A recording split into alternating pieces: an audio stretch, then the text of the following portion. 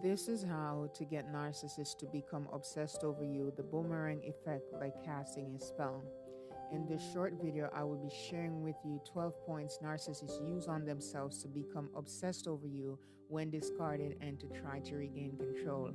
It's crucial you stay until the very end of this video. In my wrap-up, I will share exactly how to leave them obsessed with you for life and feeling the boomerang effect as if you've casted a spell. The core of a narcissist is all about manipulation. Therefore, you might not be shocked to learn that when the narcissists realize they've been discarded or rejected, they often employ a variety of manipulative tactics on themselves and others to handle the situation. Their need to maintain control, self-worth, and an idealized self-image drives these behaviors. Point 1. Revisionism and gaslighting. They rewrite the relationship history, portraying themselves as victims or superior, justifying their actions and feelings, manipulating and gaslighting themselves to maintain righteousness and self-worth. Point 2. Idealization of the past. Narcissists obsess over memories where they felt admired and loved, ignoring reasons for rejection, fueling a narrative of a perfect relationship. Point 3. Self-victimization. They convince themselves they are true victims, garnering sympathy and reinforcing their narrative. Point 4. Obsessive planning. They plan ways to win back or hurt the other person, restoring self-image or seeking revenge. Point 5. Rumination and self-talk. They engage in internal dialogues to reaffirm worth and superiority, obsessing over manipulating situations. Point 6. Seeking validation. They will complain to others in order to gain attention and validation, which was taken away, in effort to restoring their egos and proving their worth. Point 7. Manipulating perceptions. They will spread rumors or manipulate perception to bolster social standing and alleviate rejection pain. Point 8. Smear campaigns. They will attempt to undermine your credibility through rumors or lies, garnering support for themselves. Point 9. Hoovering. They will attempt to suck you back in using manipulation or guilt tripping. Point 10. Triangulation. They will involve third parties to manipulate emotions or situation to their favor. Point 11. Playing the victim. They will elicit pity and sympathy, manipulating perceptions to lure their previous victim back. Point 12. Exaggeration and lies.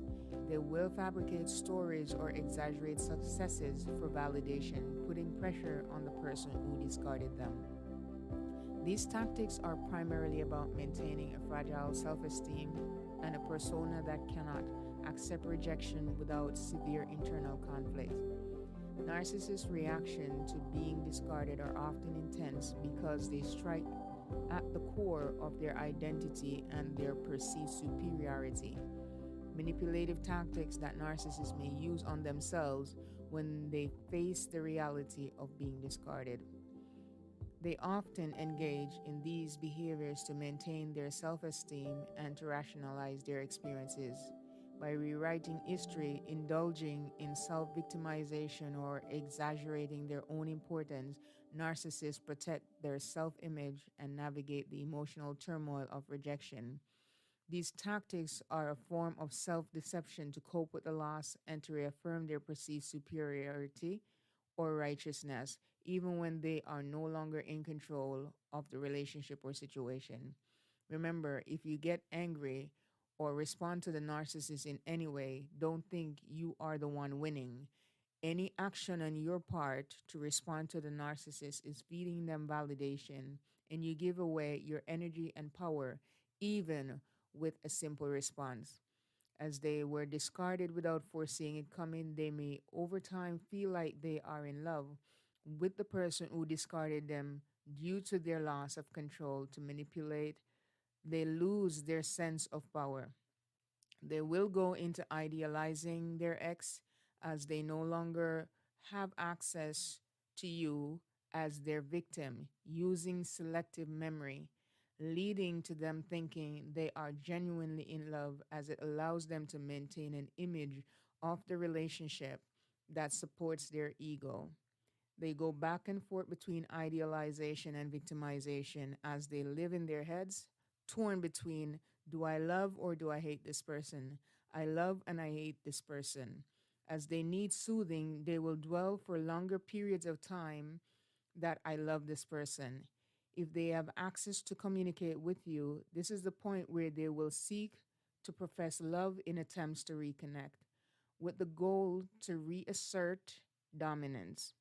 This profession of love is merely to project their need to feel powerful and desired, to regain access to you energetically, and nothing to do with genuine love. As they live in a world of fantasy and projection, they will rewrite your discarding them as how and why it occurred to better suit their narrative using pity seeking, love bombing, blame shifting, minimization, and denial. The claim to have fallen in love post discard is simply to regain access to you so they may later be the one to discard you, ghost you, and definitely will exact their revenge and punish you with even more emotional abuse. If you did not return to the relationship, there are two ways it could play out. The second way is my favorite. The first, they could seek revenge through indirect means, launch smear campaigns to damage your reputation through stalking and harassment, attempts to sabotage personal and professional life. The second way, and the best way to get a narcissist to be obsessed over you, living with the boomerang effect, like casting a spell, which is how they will perceive it, is moving away from the grasp of the narcissist. No access, no communication, absolutely, completely no contact. This way, they have absolutely no access to you or anyone that could reach you. They have no way to take revenge, share their feelings or resentment, anger, or exhibit their passive aggression towards you, nor their covert manipulation to cause further emotional distress. If you know about energy, whatever they put out must go somewhere. As you are nowhere near them energetically, whatever attacks they put out cannot affect you energetically. They may, through desperation and their need for control, try dark magic. But if you are living in a state of high vibration, that will not penetrate you anyway. These energies they put out on having nowhere to go. When these energies they put out have nowhere to go, it's returned back to the sender, the narcissist. This is how they end up living miserably as they cannot get any of your energy. You're no longer the vital source. This is how they destroy themselves, becoming obsessed and feeling they now passionately love you as they are jonesing over what they cannot get or control. So long as you keep this up, they remain obsessed. If you want to amplify their obsession, work on healing yourself. They will try to locate you via social media and stalk you online. Continue to look good, healthy, or better. Better yet, not be online at all. They say absent makes the heart grow fonder. To keep narcissists obsessed is to discard them without any access for contact. To heal and look better, glow up, find real love after narcissists, live a real happy life post narcissist. For life, even if they project they are happy with their new partner, you will forever be the one that got away, and they will forever live obsessing over you and their loss of controlling you. This is a blow to their egos, which will have them living like a bobblehead, obsessed for life as they do not seek to find healing.